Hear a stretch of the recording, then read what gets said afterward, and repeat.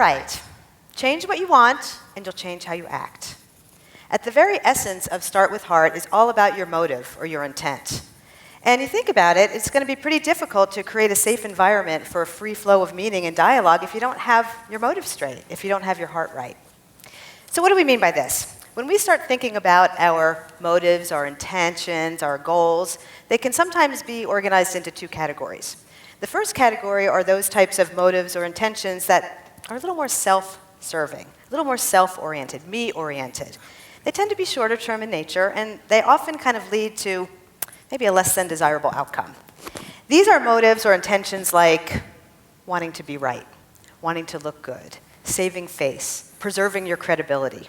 There are also goals such as wanting to win, the point, the argument, the case.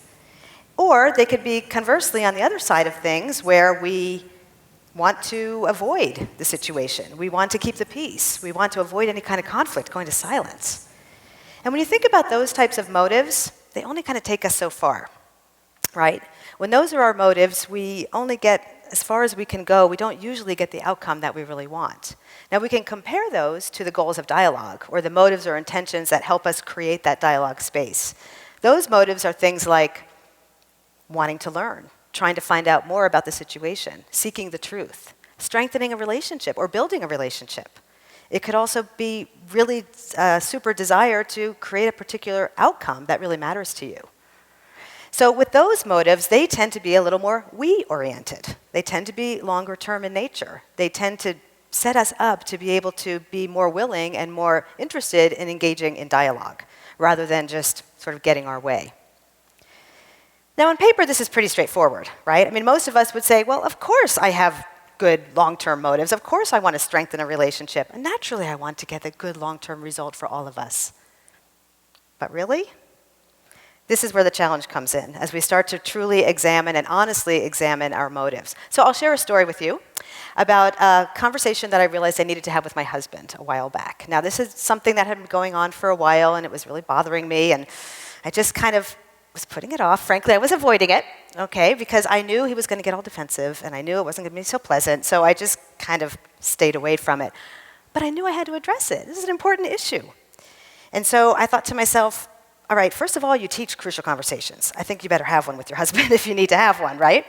So I sat down, I gave it a little bit of thought, and I thought through, okay, what is it that I'm really trying to accomplish here? How am I going to set the stage? How are we going to make this work? And I wrote myself a script for what I would say to get the conversation started.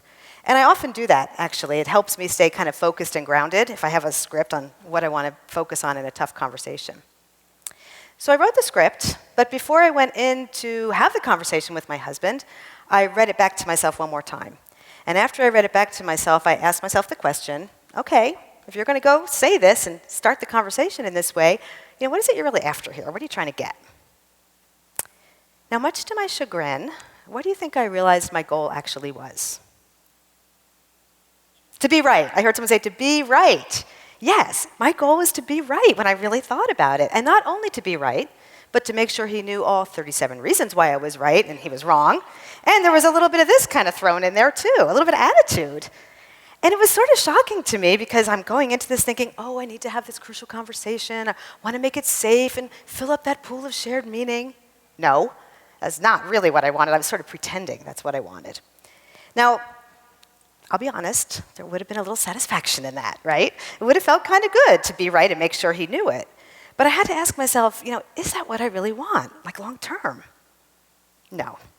What I really wanted long term, it had to do with how we were making decisions about things. And what I really wanted was ultimately to strengthen our relationship, so we were more in sync on some of these big things that we were deciding in our lives. Here's the thing, though. Once I realized what my motive actually was, and it was that longer term, strengthening relationship motive, what did I have to do with my script? Right? Tear it up, toss it out, and rewrite it. Here's the key point here. Your motive drives your behavior. It just does, right? When my motive was to be right and make sure he knew it, well, I had like the perfectly crafted vehicle that was going to get me there, and I would have probably emerged victorious. Yay, I'm right. But when my motive was something different, it was about the relationship, the script was different. The script had to change. And therefore, the conversation was different. And we ended up with a much more satisfying outcome in the end after all of that. Okay? So did you notice I not only asked myself, what do I really want here? I asked, what do I really want long term? This is important because in the heat of the moment, when we ask ourselves, what do we want? They tend to be more of the self-serving motives or the goals or the intentions about getting what I need and want or getting the other person to stop doing something that's bothering me. Okay? And when we challenge ourselves with, what do I want long term? We get a different answer. Okay? And it takes a little reflection to get there for most of us. Those shorter-term, me-oriented motives are reactive. That's just kind of what happens when our emotions flare up. The longer-term goals of dialogue are more reflective. It takes a little thinking to get there, and to get there genuinely. Because the key here is honestly assessing your motives and sort of being willing to say, maybe I really do want to be right. And is that what I really want? And sometimes that's hard enough to do, just trying to get clarity of your own intent and your own motives. We don't often think long-term in that way. But to add further perspective and to up the chances that you'll be able to step into this conversation and create safety is we want to expand our thinking to not only what do I want for myself long-term, but what do I want for the other person? What do I want for the other person? Not from them, which is how we typically think, right? What do we really want for the other person? What do we want for our relationship ongoing? If I have to live with this person or work with this person, what kind of relationship do I want us to have? What kind of outcome am I really driving for? Maybe it's an organizational outcome. Can I get clarity on what that might be? So adding those perspectives to what do I really want for myself, the other person, the relationship, the ultimate result or outcome, again, it gives us a broader picture. And remember, if your motive drives your behavior, and that truly is your motive, you want good stuff in all of those realms, your behavior will follow. And as you engage in that crucial conversation, the other person will pick up on it, right? They'll see that you have good intent, and they'll be much more likely to join you in dialogue as well. So examining our motives, kind of tough work, but it's important work, because if you don't talk it out, you act it out. You've heard that phrase, right? If you don't talk it out, you act it out. And what that means is if you haven't really brought the issue that's concerning you or the result that you're not getting to the table, initiate a conversation about it, it's going to come out in other ways. And when it comes out in other ways, stemming from a not so great motive, a more self-intention motive, it can cause some damage, right? So if we don't talk it out, we act it out in ways like the tone of voice that we use with the person or our body language in a conversation. It comes out through how we drive the conversation or how we engage with the person or the situation at all, right? So if you don't talk it out, you act it out. And if you can buy into that, then you realize how important getting straight with your motive is. Because if you're going to talk it out, you want to do it well. You want to do it respectfully, productively, etc. Now, some of these are pretty tough, okay? And they're scary even when we have good motive. And sometimes we think it's going to take a lot of courage and bravery to step into these conversations, and that may be true. And yet, I heard a phrase once that really stuck with me when I started thinking about clarifying intent. And that phrase was, courage comes from clarity. Think about that.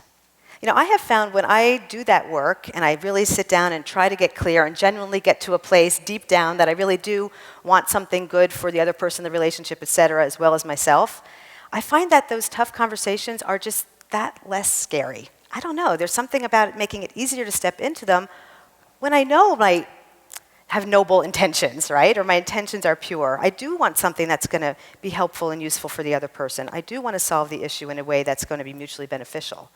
So there's something about the act of going through that clarification that gives us the courage and just the ease to step into the conversation. And again, the other person will pick up on that. So as you think about preparing for these tough conversations, start with heart. Clarify your intent. Think about how do you create that engagement and allow the person to step in with you. They will if they know that you have good intent. It will come through. Once the other person's engaged with you, then you can be on your way to dialogue and working towards the results and outcomes that really matter the most to you. Thank you.